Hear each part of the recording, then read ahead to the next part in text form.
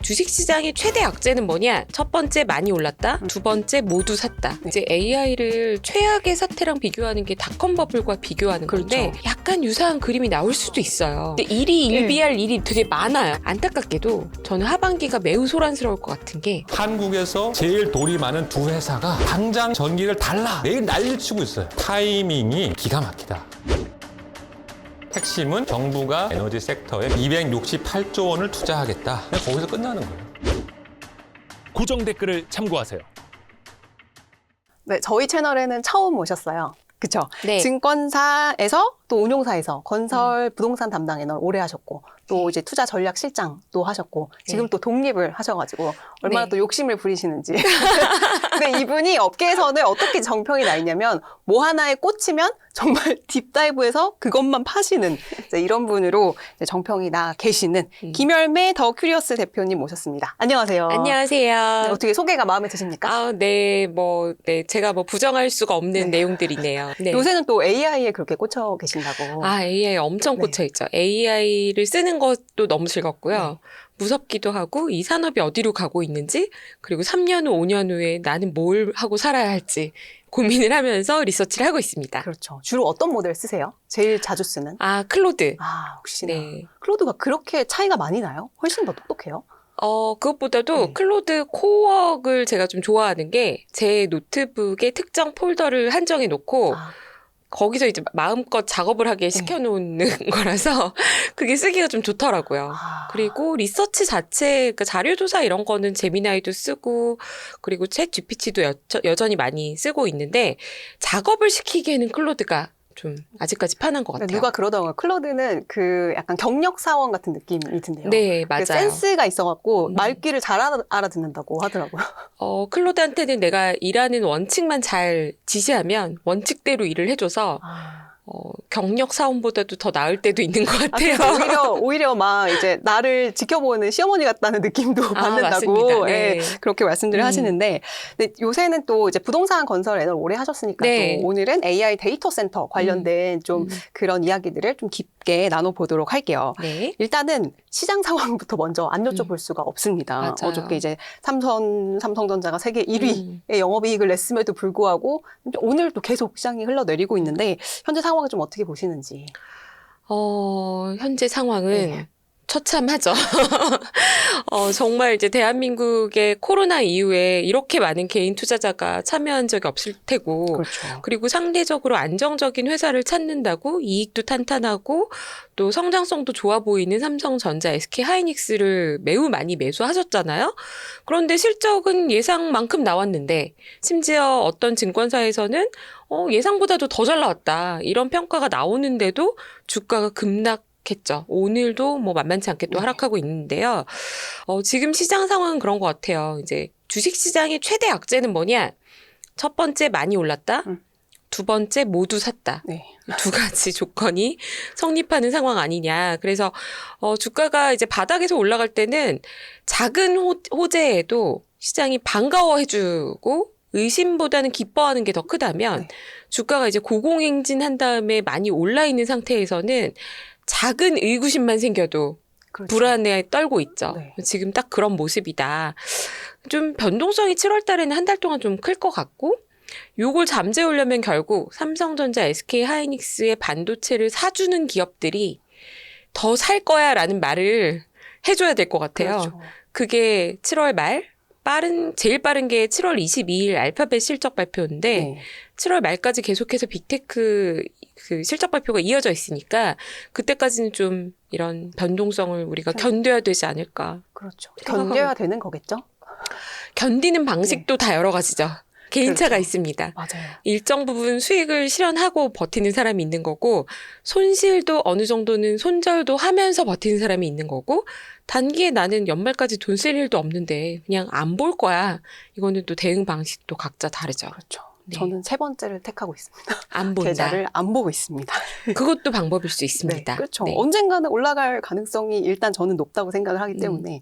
근데 이 말씀하셨던 것처럼 AI에 그러니까 하이퍼스케일러들의 투자가 과연 언제까지 이 정도의 규모로 지속될 수 있을까? 약간 늦춰지고 지연되는 거 아니야? 라는 신호만 나와도 또 흘러내릴 가능성이 높은데 그 업계에서도 이 AI 과잉 투자에 대한 긍정론과 부정론이 항상 이렇게 부딪혔었잖아요. 네. 대표님은 어느 쪽이셨어요?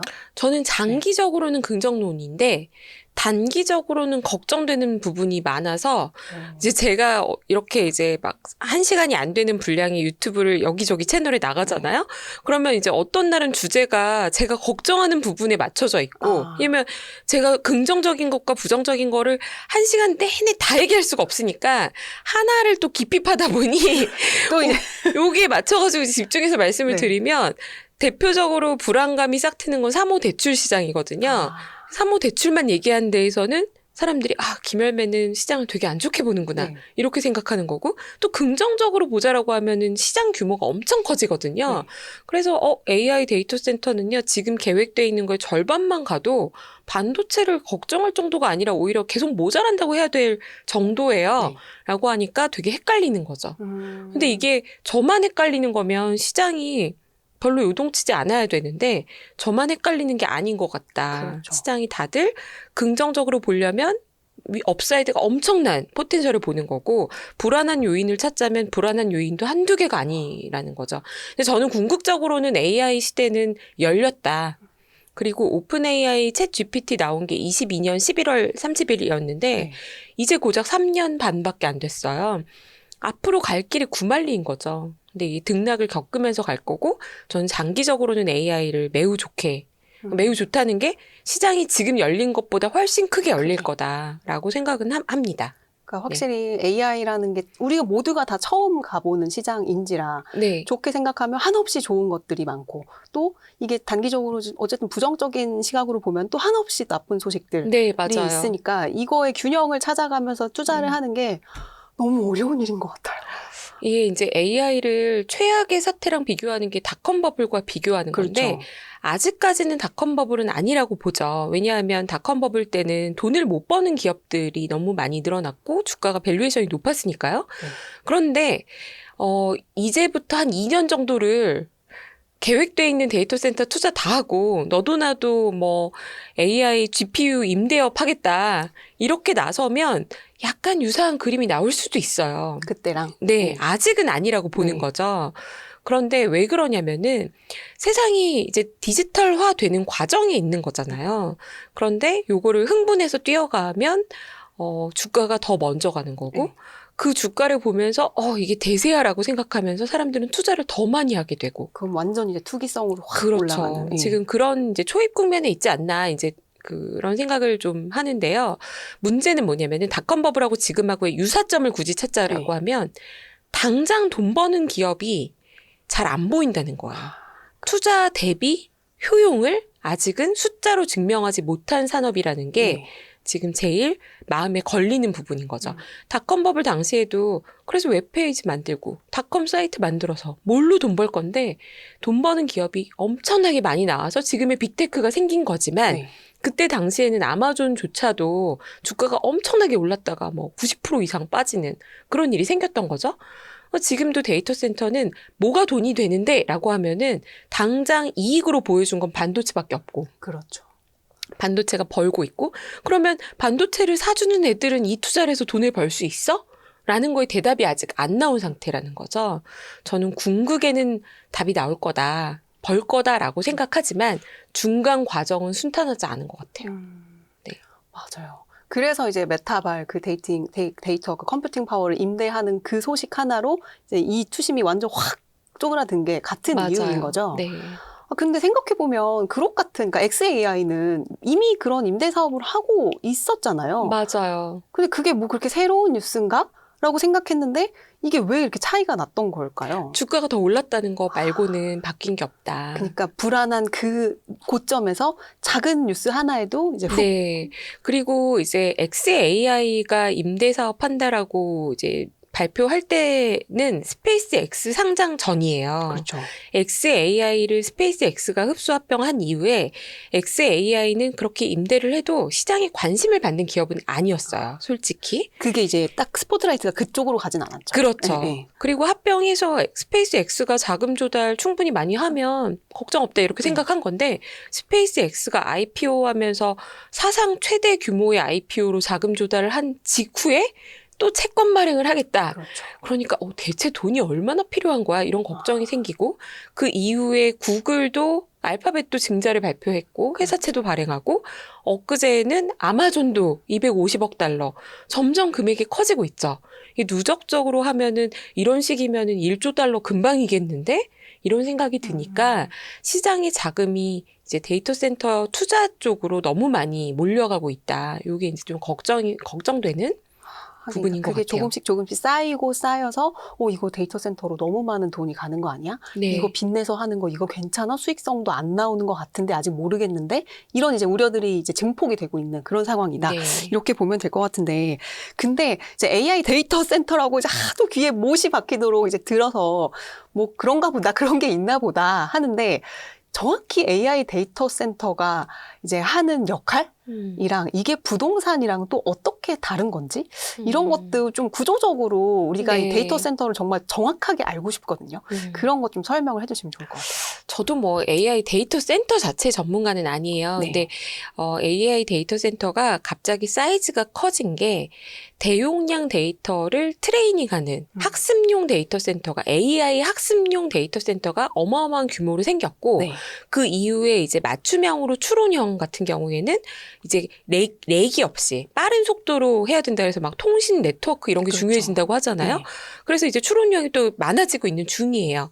그래서 기존에는 원래 AI 데이터 센터 이전에도 데이터 센터는 존재했는데 기존에는 클라우드용으로 클라우드는 말 그대로 저장용이었잖아요. 그러니까 누적적으로 쌓여도 이게 이제 이렇게 갑자기 수직적으로 상승한 게 아니라 그냥 연평균 두 자릿수 %로 10몇 %, 20% 이렇게 이제 성장을 꾸준히 해온 산업이었던 거죠. 네. 기업들이 점점 클라우드를 많이 쓰고 이런 거였는데 갑자기 오픈 AI가 챗 GPT를 발표하면서 학습을 저만큼 한 게 나왔어? 근데 이제 처음 기억하시면 오픈 AI 데이터 센터 그 오픈 AI 초기 모델은 인터넷이랑 쌍방향 소통이 안 됐잖아요. 맞아요. 그리고 이제 한 1년인가? 아무튼 그 전 것까지만 학습을 해가지고 맞아요. 최신 뉴스가 안 학습통으로 됐었어요. 한 것만 얘가 이제 우리한테 맞아요. 답을 해줄 수 있었잖아요. 맞아. 그러고 나서 데이터 센터를 어마어마하게 또 때려 지으면서 더 빠른 속도로 새로운 데이터를 넣어준 거죠. 그런데 이 데이터라는 게 쌓이는 속도가 기하급수적이잖아요. 디바이스도 많아지고 있고 원래 쌓지 않았던 데이터도 점점점 축적하고 있으니까 그 처리 용량이 커지고 그러면서 학습용 데이터 센터가 커졌는데 학습만으로는 AI가 인간의 지능을 따라갈 수가 없죠. 네. 결국 로지컬한 생각을 해야 된다. 그러면서 이제 추론용들이 점점 그 이후에 또 많아지고 있는 거예요. 그런데 이제 오픈 AI가 저는 이 전쟁에 불을 지폈고 네. 사실상 이 문을 열었다고 생각해요. 이름도 오픈 그렇죠. AI잖아요. 오픈. 네. AI 시장을 열었어요. 네. 그런데 오픈 AI에서 나온 사람들이 만든 클로드가 매우 빠른 속도로 따라가고 구글도 제미나이가 매우 빠른 속도로 따라가고 이러다 보니까 너도 나도 이 학습용 추론용을 막 짓기 시작한 거죠. 그래서 처음에는 AI 데이터 센터가 자기가 사용할 빅테크들이 자기가 사용할 목적으로 땅을 구매하고 자기 돈으로 지었던 건데 네. 이게 점점 공격적으로 자기들끼리 경쟁이 붙으면서 도저히 내 돈으로 다 지을 수 없는 규모가 된 거고 이 데이터 센터 시장을 보니까 이 돈을 벌고 싶은 투자자들 입장에서는 저게 결국에는 화이트 컬러의 일자리를 상당 부분 대체할 것 같은데 안 그래도 2020년 코로나 이후에 한국은 재택근무가 없어졌지만 다 오피스로 모였죠. 네. 공실률이 낮아요. 그런데 미국은 아직도 다 모여들지 않은 재택근무를 일주일에 이틀, 3일 하는 지역들이 있다는 거죠. 네. 저 업종에 따라서는. 그래서 안 그래도 오피스 시장이 옛날만큼 화랑이 아닌데 AI가 22년에 나오고 나서 오피스에 투자하던 기존의 투자자들 입장에서는 대체 투자가 필요한 거죠. 네. 원래 모든 연기금이나 대체 투자 자산운용사의 포트폴리오에서 가장 크게 차지하는 거는 주식이 아니에요. 대체 투자가 제일 크고 그다음에 채권, 네. 그리고 주식이거든요. 아, 그래요? 네. 근데 이 대체 투자에서 제일 큰 건 뭐냐면 실물 부동산이고 네. 이 중에서도 제일 큰 게 오피스예요. 네. 근데 이 오피스에 대한 투자가 줄어들면서 이거를 상쇄하는 다른 투자처가 필요했던 건데 그 대안으로 데이터 센터가 뜬 거죠. 왜냐하면 빅테크는 이걸 투자를 계속해야 되는데 빅테크가 비즈니스용으로 쓸 거니까 이만큼 안정적인 구조가 없네? 뭐 이걸 우리가 투자자 돈을 모아서 만들어준 다음에 빅테크가 10년이든 15년이든 임대료를 내겠다고 하면 건물을 짓는데 우리가 투자자 돈으로 만들었지만 이 임차인이 아주 신용도가 높고 국가급 신용도고 내가 15년 동안 임대계약 할게요. 완전 땡큐죠. 라고 하면 투자자 입장에서는 계산이 나오는 거잖아요. 충분히 투자할 만한 거죠. 그래서 오피스보다 더 안정적이라고 생각하는 투자자들이 자금이 확 몰려 들어가서 이 시장이 더 커지게 된 거고 가속도가 붙은 거죠. 그런데 이제부터는 걱정이 되는 게 아니 GPT가 처음에는 6개월마다 모델 업데이트 했는데 이제는 막 서로 경쟁이 붙어서 이렇게 올라가고 있는데 중국 기억나시죠? 딥시크 사태. 네. 근데 이제는 중국도 딥시크만 있는 게 아니더라고요. 주프 AI 그게 엄청나던데요. 네, 지금 뭐 중국도 모델이 다양하게 네. 계속 올라오고 있는데 엔비디아의 최신형 칩을 못 썼는데도 화웨이가 자체 개발하고 엔비디아 옛날 구형을 쓰고 했는데도 지금 현재 미국의 AI 대비 뭐 전 전문가는 아니지만 최근 통계가 6개월밖에 차이가 안 난다는 거예요. 성능 차이가. 네. 그러면 솔직히 AI 아주 열심히 쓰지 않는 사람이면 옛날 모델이랑 6개월 전 모델이랑 지금이랑 뭐 얼마나 맞아요. 그 소위 말하는 챗봇 용도로 질문하고 답하고 하는 용도로는 아무 차이가 없는데 중국의 강점은 이거를 거의 공짜로 제공하고 있다는 거죠. 중국의 목표는 뭐냐? 세계 데이터를 모으는 거에 지금 혈안이 되어 있는 것 같다. 그래서 이제 글로벌 기업들 중에는 중국 모델 쓰지 말아라. 걔네가 우리 프라이버시도 뭐고 없이 데이터를 다 가져가 버린다라는 걸 걱정하고 있는데 이게 이제 시장이 크려면 1등도 나와야 되지만 유료 시장이 형성이 돼야 되는데 처음에는 사람들이 클로드 비싼 거 막 썼어요. 그런데 조금만 기다리면 다음 조금 싸게 돼. 맞아요. 좀 기다려 그냥. 점점 이제 지불하는 사람 쪽에서는 이 지불하는 거에 대한 저항이 생기고 있고 밑에서는 중국이 공짜로 계속 풀고 있고 그러니까 여기 이 산업에 투자하고 있는 투자자들 입장에서는 과연 이 산업이 나중에 정말 이 투자비를 뽑을 수 있는 산업이야? 아무리 빅테크라고 해도 10년, 15년 임대료를 내는 게 정말 문제 없는 거야? 걱정을 하면서 이럴 때 이제 자금 조달이 안 되진 않아요. 그렇죠. 보통 탄탄하니까. 신용 리스크라고 하면은 이제 국채금리, 회사채금리 여기서 이제 프리미엄이 붙는 거죠. 크레딧 스프레드라고 하는 신용 위험을 붙여서 이 자금 조달하는데 금리가 약간씩 올라가고 있는 거예요. 그러니까 이제 지금은 데이터 센터가 빅테크를 상대로 해도 10년, 15년 임대료가 나올까 걱정을 하기 시작하면서 시장이 좀 혼란을 겪고 있는 상태다. 이렇게 볼 수 있을 것 같아요. 네, 말씀을 들어보니까 대표님도 상당히 이제 우려하는 그런 좀 느낌이 느껴져요. 네. 네. 생각해보면 진짜 그때 한참 해외 부동산, 우리나라 운용사들도 진짜 많이 뛰어들었었잖아요. 그때 네. 그 해외 부동산이 뭐 독일이니 뭐 미국 어디니 하면서 여기에 뭐 아마존이 뭐 10년씩 임대를 할 거야.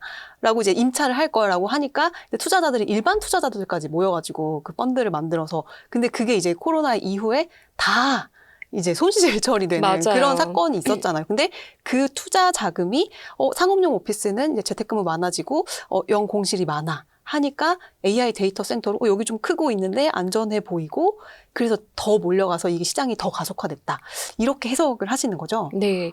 사실 이 시장의 위험 요인만 얘기하자면 하루 종일도 위험 요인만 얘기할 수 있어요. 하루 종일도 가능합니까? 네, 왜냐하면은 이게 이제 건물이잖아요. 네. 데이터 센터는 제가 어릴 때요. 그러니까 요거는 이제 데이터 센터가 그 자체가 컴퓨터라는 거예요. 대형 컴퓨터 공장을 만들고 있는 거잖아요. 그렇죠. 그런데 제가 어릴 때 저희 아버지가 8비트 컴퓨터부터 사오셨었는데 네. 모니터는 막 브라운 관으로 이만하고 이렇게 막 뚱뚱한 거. 엄청 뚱뚱하고 느리고 플로피 디스크. 요즘 애들은 모른다는 그 플로피 네. 디스크는 킬로바이트 단위부터 있었어요. 맞아요. 메가바이트도 아니에요. 지금 파일 한 개도 담을 수 없는 그런 용량부터 있었거든요. 그래서 이제 옛날에는 뚱뚱한 컴퓨터를 쓰다가 옛날 맥북, 애플 네. 엄청 뚱뚱한 걸 쓰다가 지금 이 스마트폰 하나가 그때의 성능을 훨씬 다 뛰어넘는 게 됐잖아요. 근데 이제 이런 PC 같은 경우는 소비자 입장에서 작아져도 작아지면 작아질수록 좋은 거죠. 그렇죠. 근데 이 데이터 센터는 건물이란 말이에요. 땅을 사고 건물을 지어요. 실물. 네. 네. 그런데 앞으로의 미래에 이 엔비디아가 칩을 계속 업그레이드를 시키는데 이게 10배, 20배 계속 좋아져요. 네. 그러면 AI 전쟁에서 최전선에서 싸우고 있는 1, 2, 3등을 하겠다는 애들 입장에서는 가장 효율이 좋은 비싼 칩을 사야만 되죠. 그렇죠. 근데 이거를 사면 건물 구조가 바뀔 수 있는 거예요. 왜냐하면은 하나의 칩이 처리하는 속도가 다르고 전력 사용량이 다르고 그리고 컴퓨터도 옛날부터 이제 많이 쓰면 열 많이 났잖아요. 그렇죠. 근데 요즘에 맥북 프로는 열도 잘 안 안 나요. 이게 구조가 바뀌잖아요. 지금의 데이터 센터는 그 열을 식히기 위한 냉각 시설이 그 전체 데이터 센터 전체에서 전력의 3분의 1 정도를 잡아먹을 정도로 이 냉각 시설도 굉장히 이제 전기를 많이 쓰고 물도 많이 쓰는 네. 그런 시설인데 이게 2년 후, 5년 후, 10년 후에 어떤 구조가 될지 상상이 안 된다는 거죠. 그럼 이게 실물을 다 해서 만들어 놨는데 이게 또 새롭게 업그레이드된 칩이 나오면 그걸 다 갈아엎어야 되는 그렇죠. 그런 상황이 누가 생기는. 정말 어떤 경쟁력이 있는지 모르는데 이게 이제 부동산의 임대차 계약이라는 거는 보통은 임대인보다는 임차인을 보호하는 구조로 돼 있어요. 한국에서 해외 부동산 투자했다가 왜 문제가 생겼냐면 아주 안정적인 정부 기관이 임대차 계약 맺었어요. 해지할 리가 없어요. 임대료 연체일 리가 없죠. 당연하죠. 네. 그런데 이 정부 기관이 이전을 할 수 있어요. 그러면 그냥 페널티로 일정 금액을 주고 나가면 되거든요. 데이터 센터도 사실은 그럴 수 있는 구조라는 거죠. 그런데 아직까지는 그런 경우는 없어요. 네. 지금은 그런 걱정까지는 안 하는데 이렇게 이제 복잡한 걸 고민하면서 계약을 해야 되다 보니까 투자자들도 고민이 많고 이게 필요한 빅테크들 입장에서도 어떤 데이터 센터가 가장 좋은지에 대해서도 일단은 경쟁이 붙었으니까 여기저기 찜은 다 해놨는데 중간에 갑자기 이거 아닌 것 같아. 그게 작년에도 있었어요. 마이크로소프트가 2기가와트 정도를 고민하다가 홀드하면서 갑자기 이거는 좀 재검토해야 되겠는데 라고 하면서 그때도 하셨어요. 주가가 잠깐 하락한 적이 있었어요. 네. 그런 일들이 비일비재한 건데 그때는 이제 주가가 이 정도 높지 않았고 지금은 주가가 높으니까 이런 뉴스가 나올 때마다 시장이 미치는 영향이 훨씬 커진 거죠.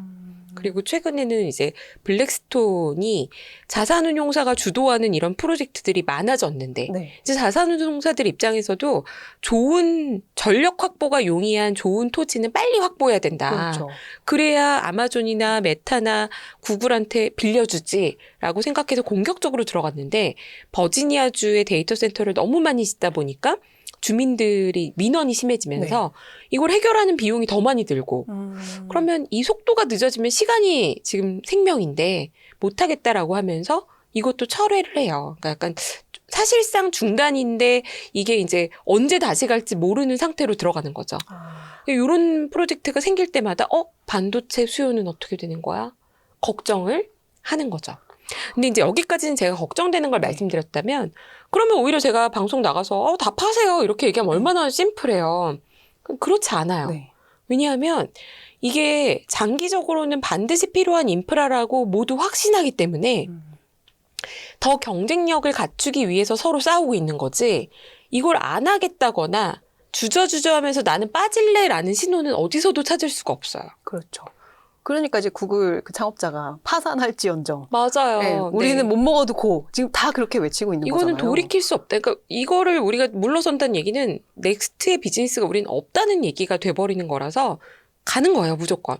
그래서 전체 규모를 봤을 때에는 이렇게 막 2기가와트 규모가 중단된다 이러면 2기가와트면 어느 정도냐면 대한민국 전체의 상업용 데이터 센터 규모예요. 2기가와트요? 네. 그거밖에 안 돼요? 대한민국이 좀 작아요. 네. 그래서 이제 그게 좀 제가 걱정이 되는데 어쨌거나 이 정도 사이즈가 중단된다라고 하면 당연히 시장에서 놀래죠. 원전 2기 정도를 써야 그렇죠. 되는 하나당 데이터 센터니까. 1기가니까. 그렇지만 계획되어 있는 물량은 지금 200기가와트예요. 100배네요? 그리고 이제 현존하는 데이터 센터가 뭐 이게 어디까지 포함하느냐에 따라 약간 통계적 차이가 있지만 한 50에서 60? 요 정도 기가와트 정도를 지금 보고 있거든요. 그럼 앞으로도 지금 현존하는 거에 3배의 계획이 있는 거예요. 그렇죠. 3배 계획 중에 절반만 지어도 어마어마한 양을 지금 2030년까지 짓겠다고 계획을 잡아놓은 거거든요. 그러니까 노이즈는 계속 있겠지만 하나 두 개 중단될 때마다 시장이 깜짝 놀랄 수는 있지만 전체 양으로 봤을 때에는 아직은 짓겠다는 양이 훨씬 많고 어느 누구도 빠지겠다는 플레이어는 없다.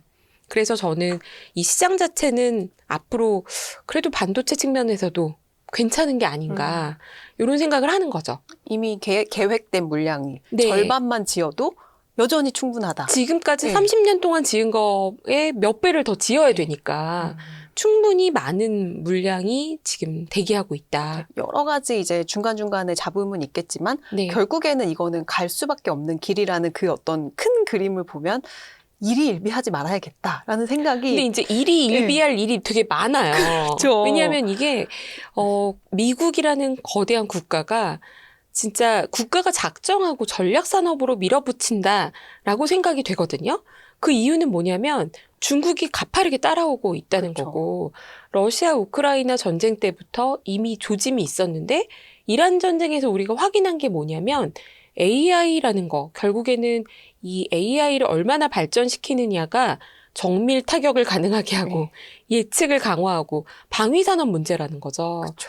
이게 앞으로는 더 심해지겠죠. 이제는 사람이 나가서 싸우는 전쟁은 상상하기 어렵고 정말 터미네이터 같은 것들이나 드론이 쏠 것 같잖아요. 그렇죠.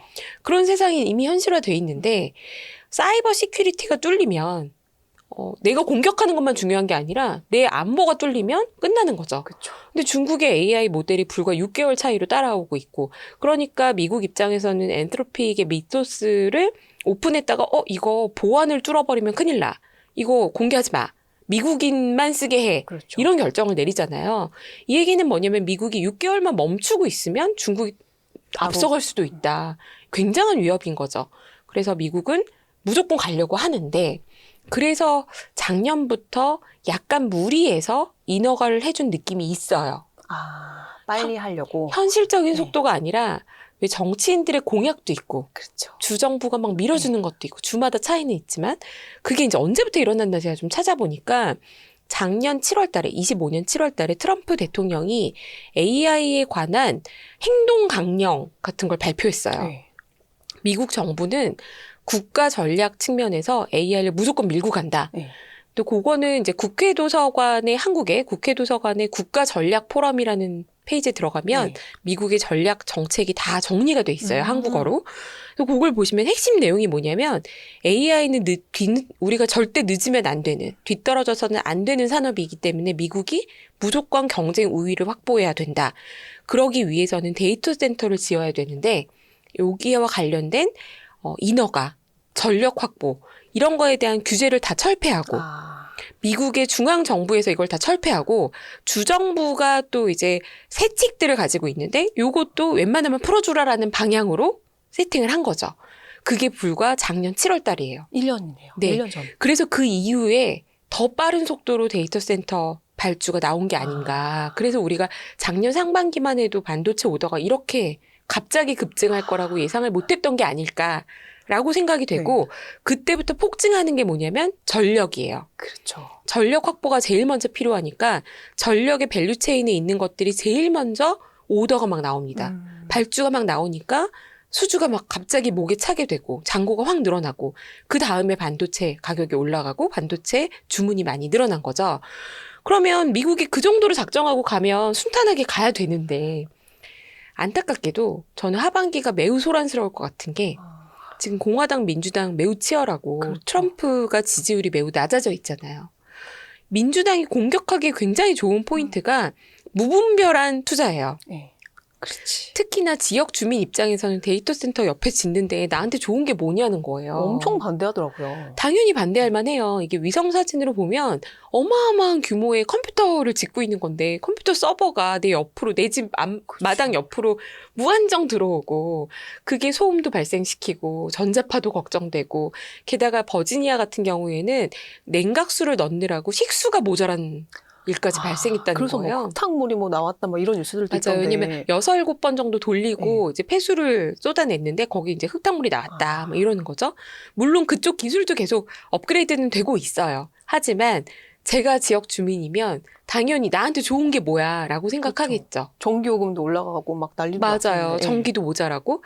그래서 초기에는 주마다 이걸 인허가 해줄 때 투자하는 쪽에 이걸 유치하면서 그때 했던 얘기는 고용 창출도 된다. 세금도 많이 낼 거다. GDP도 올라갈 거다. 이렇게 얘기를 했는데 실제 주민 입장에서는 좋은 거보다 나쁜 게 훨씬 많고 짓는 동안에 건설 노동자는 오지만 다 짓고 나면 이거는 지역사회에 좋을 거는 그렇죠. 없고 컴퓨터만 돌아가고 일자리 창출도 별로 없다는 거죠. 네. 근데 지금부터 11월 미국 중간 선거까지는 어떤 주에서는 내가 이걸 못 짓게 해줄게 라는 공약이 벌써 나오기 시작했어요. 벌써 나왔어요. 내가 법안도 지금부터 내가 올릴게. 이런 이제 의원들이 나오고 있는 거죠. 그 보니까 여당, 야당 할 것 없이 이런 법안들이 막 나오는 추세더라고요. 맞아요. 네. 여당, 야당 할 것 없이 찬성했던 분위기였다가 그러니까. 막상 들어오니까 득보다 실이 많다라고 생각하는 지역들이 많아지고 있는 거고 여기서 이제 11월까지는 공방이 있지 않겠나. 그러면 아무래도 지금 이미 200기가와트까지 계획이 막 쌓여 있는데 계획이 지금부터 더 많아질 거냐? 그러지 않을 것 같잖아요. 그렇죠. 이미 계획 자체가 너무 많아서 이 중에서 경쟁력 있는 거를 골라내야지 다 같이 다 지을 것 같진 않아요. 이거는 뭐랄까요? 뭐 주택 건설 뭐 몇백만 원 하겠다는 그런 느낌이랄까? 네. 실제 그 목표를 달성하는 게 의미가 있는 게 아니라 막 늘어났던 거고 경쟁력 있는 걸 먼저 짓는 건데 좌충우돌하겠죠? 그러면 지금부터 연말까지는 정치적인 목적에 의해서 그리고 지역 주민의 반대에 의해서 취소되거나 중단되는 것도 감안해야 된다. 그러면 시장의 노이즈는 더 많아지는 거죠. 일단 질러 놓은 거죠. 트럼프 행정부 입장에서는. 네. 인허가 다 풀어주고 할게 해서 쭉 올라가서 반도체 이제 싹 다 이제 붙어갖고 올라갔는데, 이거 뚜껑 열어보니까, 여기는 패스, 여기도 패스. 근데 그거의 절반만 지어도 사실은 굉장히 많이 짓는 그런 그렇죠. 상황인 거잖아요. 네. 혹시 말씀하신 대로 진짜 하반기에는 굉장히 울퉁불퉁한 시장이 될 거다라는 이제 전문가들의 의견이 굉장히 많았는데 충분히 이해가 네. 되는 그런 맞아요. 얘기네요. 근데 전력기기는 네. 왜 이래요? 전력기기, 어떤 분이 그러시더라고요. 데이터 센터 아무리 좋은 거 잘 지어도 코드 뽑으면 끝 아니에요. 뭐 이런 이 챗봇 모델 아무리 좋아도 코드 뽑으면 끝이다. 제일 중요한 게 전력인데 맞아요. 이 전력이 부족하기 때문에 데이터 센터도 원하는 만큼 이제 그 속도로 짓지 못할 거다라는 얘기들이 많은데 그러면 전력 수주나 뭐 이런 게 많아야 되는데 왜 우리나라 전력기기 주가는 계속 이렇게 흐르는지. 일단은 그 미국의 전력기기 관련된 대표 기업이 이제 GE인데 이런 회사는 지금 2029년까지 이미 잔고가 다 차서 생산 능력을 초과하고 있다. 그래서 3년 후까지. GE 자체의 공장 증설을 지금 계획하고 있어요. GE가 공장 증설을 계획할 정도로 지금 미국의 전력기기가 부족한 거고 지금 만약에 데이터 센터 프로젝트를 오늘 시작한다라고 하면 제일 먼저 발주를 넣는 게 GE한테 연락하는 거라고 하더라고요.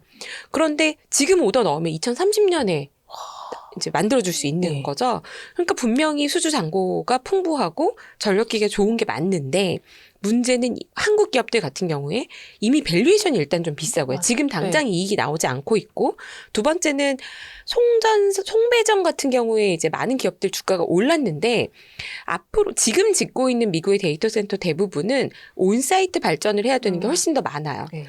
초기에 그러니까 한 1, 2년 전에 많이 짓던 것들은 기존의 전력 발전소하고 연결하는 게 더 많았기 때문에 송배전이 더 각광받았다면 저기 멀리 있는 발전소랑 얘랑 연결하는 그렇죠. 연결을 효율화하는 거에 더 집중했다면 지금 계획하고 있는 초대형 프로젝트 같은 경우에는 온사이트 발전을 해야 되는 거죠. 바로 옆에 붙어 있는. 네, 그러면 여기서 천연가스 발전을 하거나 아니면 원자력 발전을 해야 돼요. 이쪽이 훨씬 더 집중돼 있고 송배전 같은 경우에는 어느 정도는 발주가 나온 게 아닌가라고 좀 생각이 되는 거고요. 하지만 계속 나올 거예요. 이것도 성능을 높여야 되고 워낙에 노후화된 게 많기 때문에 하지만 지금 시장에서는 일단 반도체 밸류에이션이 싼 거 대비해서 전력은 밸류에이션이 비싸다. 그리고 한국 기업들이 G급이면 발주 나오는 것마다 우리가 제일 많은 걸 갖고 와야 되는데 이 기업 그 밸류체인마다 기업은 다 다르지만 요거는 각각 기업마다 영역을 다 체크를 해봐야 되지만 한국 기업들이 1등하고 있는 영역은 그래도 괜찮고 네. 근데 약간 기업의 순위가 약간 밀린다 싶으면 데이터 센터 투자가 지금 기가와트 단위로 가면서 수조 원을 넘어 수십조 원까지 가고 있는데 약간 싼 거를 찾는 발주처는 잘 없어요. 그렇죠. 지금 요거 뭐 제너레이터 이런 거 하나에 몇백억 비싸고 주의권 몇천억까지 간다고 네. 하는데 몇천억이 그렇게 큰 돈이 아닌 거예요. 전체 사업비에 비하면. 네. 왜냐면 장기적으로 안정적인 전력 수급이 가장 중요하다 보니까 안정성이 높아야 되고 조금만 의심스러운 부분이 있어도 안 쓴다는 거죠. 그러니까 조금 가격이 저렴하면서 성능이 약간 좀 떨어지는 것 같은 건 아예 안 쓴다는 안 거죠. 쓴다는 거죠. 아. 그래서 최고 성능을 만들어내는 게 지금 굉장히 중요하다. 근데 저는 한국 기업들은 잘하는 회사는 분명히 있다고 생각해요. 네. 그래서 산업 자체를 나쁘게 보지 않는데 일단은 밸류에이션이 비싸고 수주가 원래 제일 먼저 나오는 거거든요. 전력에 대한 걸 먼저 확보한 다음에 반도체가 나오니까 지금 웬만한 가시성이 있는 프로젝트들은 전력 발주는 어느 정도 해놨겠죠. 그렇죠. 전력을 확보가 돼야 그다음에 반도체 오더를 주니까 순서상 전력이 먼저 발주가 나왔고 그 다음에 한 번 더 큰 사이클이 나오는지는 전력을 보고 확인해야 되고 네. 전력 발주가 많이 나오면 아 반도체 발주가 더 증가하겠구나 이렇게 생각할 수 있지 않나. 그게 시간이 좀 텀이 있나 봐요. 전력 발주하고 네, 그다음에 맞아요. 반도체 하는 게. 네, 전력이 이제 확보가 되는데 시간이 걸리기 때문에 전력에 관련된 것들을 인허가 먼저 받고 전력 인허가가 되자마자 관련된 것들에 발주를 넣으면 반도체에 대해서는 사양이 중요하고 설계가 지금 중요하잖아요. 그렇죠. 그러니까 오히려 이거는 조금 시간을 두고 하게 됩니다. 네.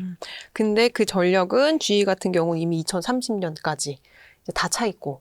와, 근데 우리나라 전력 기업들도 뭐 물론 지금 많이 비싸긴 하지만 네. 그래도 또 한번 뭔가 저는 그 이 업사이드가 사이클이 좀 길게 봐서 그 어마어마한 사이클이라고 네. 개인적으로 생각하기 때문에 네. 전력 산업은 주가가 뭐 영원히 끝났냐 아니라고 생각해요.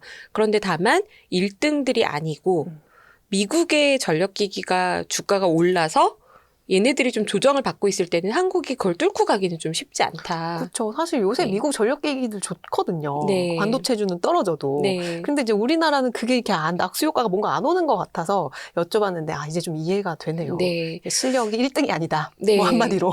그게 조금 차이가 있고 또 미국이 자국에서 생산하는 거를 워낙 강조하고 있잖아요. 그렇죠. 그래서 그 미국에서의 생산 캐파 이런 것도 앞으로 점점 더 중요해지지 않을까.